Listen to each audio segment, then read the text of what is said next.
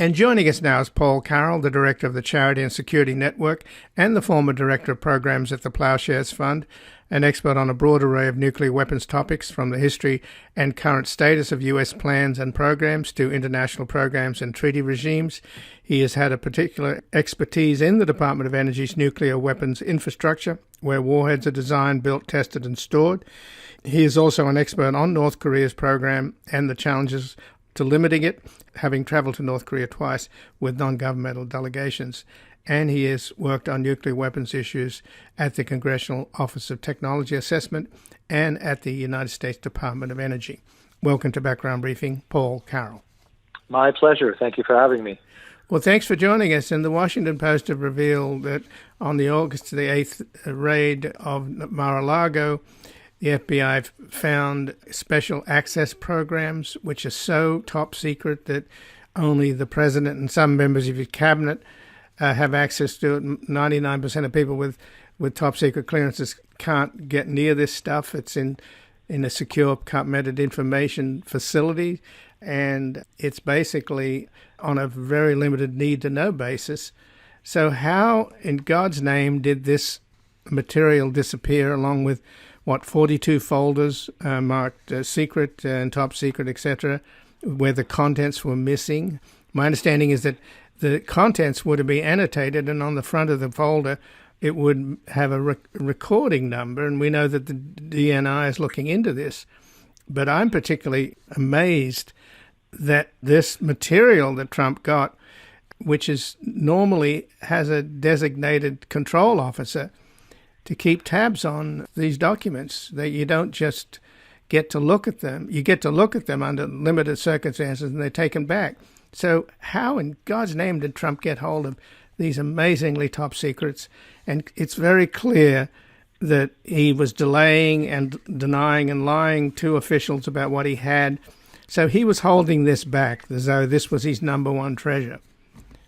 Go figure.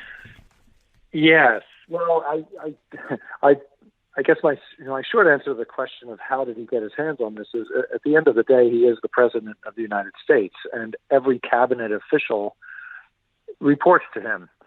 And so I can imagine a scenario over the course of months or years or over a presidential administration where, whether they're security briefings or even just cabinet level briefings, if you're the Department of Defense or the Department of Energy, which after all is really the Department of Nuclear Weapons, they would bring information in with them if the president had requested it, or if the president had requested a briefing on a topic, then they may need to bring in classified material to support their briefing.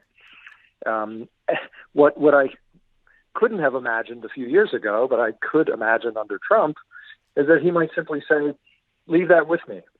And I think it would be hard for a cabinet secretary to say, no, I won't, or I can't.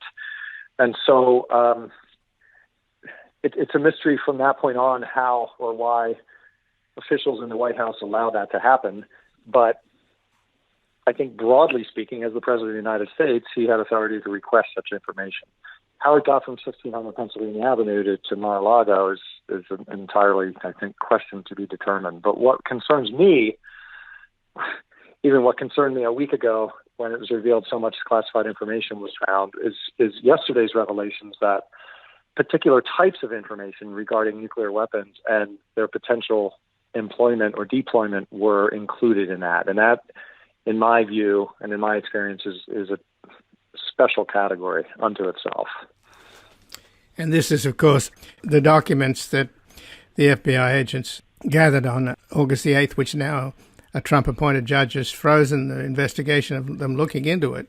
They were so highly classified that the agents and the DOJ people in the counterintelligence division they had to be read in to even read what these documents were. And they apparently described foreign governments' military defenses, including their nuclear capabilities. Now, it's a foreign government. I mean, my guess would be it would be Israel. And if that's the case, that's got to be some of the most closely guarded secrets that the country has, right? Well, it would be the most closely guarded secret a country has in any case, in any of the 9 nuclear states, whether officially recognized or not. But I want to back up a second to something you said, which we've seen in several press reports, that the FBI officials and agents and whoever they may have brought with them stopped, and when they recognized the type of information that they were finding. And I think we need to credit them for their professionalism in recognizing, like, wow, even though I'm an FBI agent and I have a certain level of security clearance or a certain level of authority here, there are some lines I do not cross, and they did not cross them. So I think we need to owe them, a debt of gratitude. But it also tells me that they were trained in understanding the different types of classified information. And, there are very important distinctions and nuances. And one of the things you pointed to, that it appears that a foreign government, whether it was an adversary or an ally, is unclear, was included in this type of information. And from what I read in the Washington Post, it was categorized as what's called formerly restricted data, FRD. Now that almost sounds like, formerly, so therefore it's not classified anymore. But it's very Byzantine. What formerly restricted data actually refers to is information that is no longer simply about the manufacture and design of weapons, but actually about their military use, their military either deployment, arrangement, capabilities, or maybe even plans of attack. And so what you said about, let's say, Israel, or let's say maybe it was Pakistan, or perhaps it was Britain,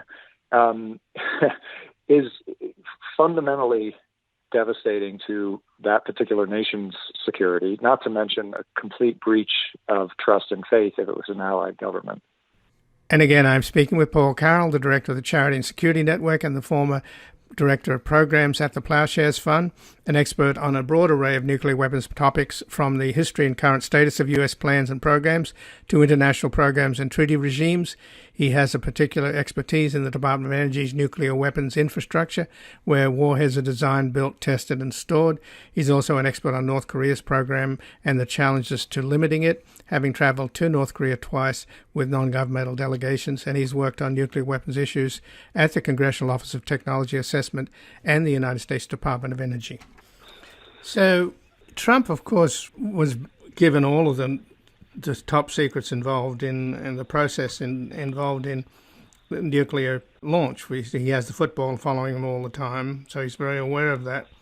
And the SIOP, the Single Integrated Operation Plan, that determines the entire nuclear strategy of the United States and its targeting, he's also had access to that, has he not? So do we know what he's going to do with that information? I mean, this would be the most potent information an adversary could have, surely. Absolutely. I think what he intended to do with it, we have no idea. In fact, I would even wonder, did he actually know what he had? Now, I think people would give him the benefit of the doubt, and many have posited, like, it's simply, this is a profit motive. He could sell these to the highest bidder. And that's plausible. But I have to say, it takes a certain amount of intentionality, a certain amount of patience and understanding to actually understand the distinctions between sort of run-of-the-mill secret information versus secret compartmentalized information, or SCI, and then what I said earlier, which is restricted data or formerly restricted data, which is particular to nuclear weapons and nuclear weapons strategy. And so I this may sound flip, but I don't give Trump that much credit. Now, those around him may have advised or may have known, but regardless of his intent, at the end of the day, the facts on the ground are that this material was taken from a U.S. government facility, the White House, and transported, who knows how, to a location that is not at all secure in a very haphazard and sloppy manner. And I can't count the number of laws and executive orders and regulations that were broken, but they are many. And they're not just civil penalties. These are criminal transgressions. Well, this information, of course, came out after the judge made this incredible, and then she was appointed by Trump, and after he'd lost the elections, and she's clearly unqualified. But nevertheless, she gave this extraordinary ruling, which has stopped the investigation cold. She went beyond even what Trump was asking for. So I don't know whether this new information might alter her opinion. I doubt it. She's probably an ideologue, and certainly an unqualified one at that. So that seems futile. Even yesterday, Bill Barr went on Fox News and absolutely excoriated the judge's decision. But this again was before this bombshell was dropped by the Washington Post. Doesn't this change the whole picture? I mean, what is wrong with this country? Why do people support somebody that is, at the very least, so reckless with the nation's top secrets, and at the very worst is likely to be selling them or monetizing them in some way or other? I mean, why does this man have any support whatsoever in this country, let alone the judiciary on his side and most of the Republican Party? Well, now you're asking me to opine, and I'm willing to do that a bit. I do think that there is a segment of any society, but particularly in this moment in the U.S. history, an unusually large segment of our society to which Donald Trump appeals. He reinforces grievances. He reinforces, blaming the other for your lot in life, or the fact that maybe you feel you don't have as much opportunity or as much stature in society as you used to. And so it's blind faith in a way. If he's reinforcing their gripes, then the facts don't matter. But I think back to something more fundamental here is what Bill Barr said. You're beginning to see, this is, I think, a little more evidentiary. You're beginning to see those around Trump who were perhaps in the administration. There's a continuum, right? There are those who are going to die on the hill of Donald Trump. And then there are those who served in his administration, and maybe they bit their tongue because they felt there were larger things they were contributing to.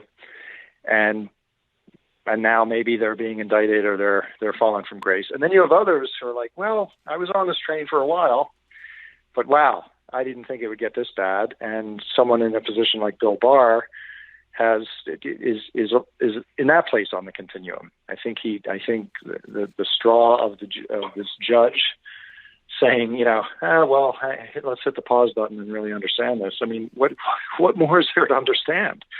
So I think the drain is circling, and it's going to be, interesting is probably the wrong word. It remains to be seen who's going to, go down with the Trump ship and who's going to jump ship. But at the end of the day, I'm less worried about Trump and his fate and much more worried about what damage was done to our national security. Are we going to rebuild and have faith in our institutions like the Justice Department, like the judiciary being independent, not politicized, like our elections? Because we're now, let's suppose this isn't the low point. I mean, that's what's frightening to me. Well, just in the last couple of minutes, though, as I mentioned earlier, these are the documents that Trump held back after delivering some in January and then lying about the remainder in June. And clearly this is stuff that he treasured the most. So, but all the while, these incredibly sensitive top secrets involving foreign countries and their nuclear arsenals and defense plans have been sitting in a place, in a storage room off a swimming pool at a private club that all you need is to pay the money to get into. And we've already had a Russian or Ukrainian national going in and out of there in 2021, playing golf with Trump and Lindsey Graham and hanging out with Don Jr.'s girlfriend. And one day in May of 2021, she visited the place 5 times in one day. There was no lock on the storage room. So any even semi-competent foreign government that's hostile to the United States would have targeted the Russians and the Chinese, with the Cubans as well working for the Russians. They are very sophisticated. Surely they've targeted this place. So do we have to assume that these secrets have been lost? I think we should assume that, because like military commanders are I think trained to say, you need to assume sort of the worst case scenario. You have to prepare for the worst. And in this case, you don't want to be alarmist or panic, but given what you've just laid out, the time frame during which these very sensitive materials were essentially accessible, and the nature of the information, we have to assume that, I don't know if I'd say they've been lost, but that they've been compromised, that they could have been either copied or accessed, or someone laid eyes on them. And so, I think we should assume there's a leak. And what mitigation can we do in that case? If let's suppose it was Israel, if I were the Mossad right now and I was the government of Israel, I would be freaking out for a couple of reasons. Even though Israel declines having any nuclear capability, it's kind of the worst kept secret in the world. But if it actually undermines their security, I have a hard time thinking of a greater transgression of national security and a greater break of trust to someone who's supposed to be an ally. But the second thing that it compromises is the way in which that information was gleaned or acquired. I mean, methods and sources. Again, this is something you hear in Tom Clancy novels or spy movies, but it's a real thing. Who got that information? How did they get it? Some, individuals in the field could be compromised and their lives or well-being at risk. And so there's a whole host of real risks here. And if I were Jake Sullivan at the National Security Council, I would be asking the same questions you're asking. And if I were in the intelligence community and the nuclear weapons and security community, I would be asking those same questions and basically having 24/7 meetings about what can we learn about what was at risk, what can we know about what may have gotten out, and then let the Justice Department do its job for the actual transgressions.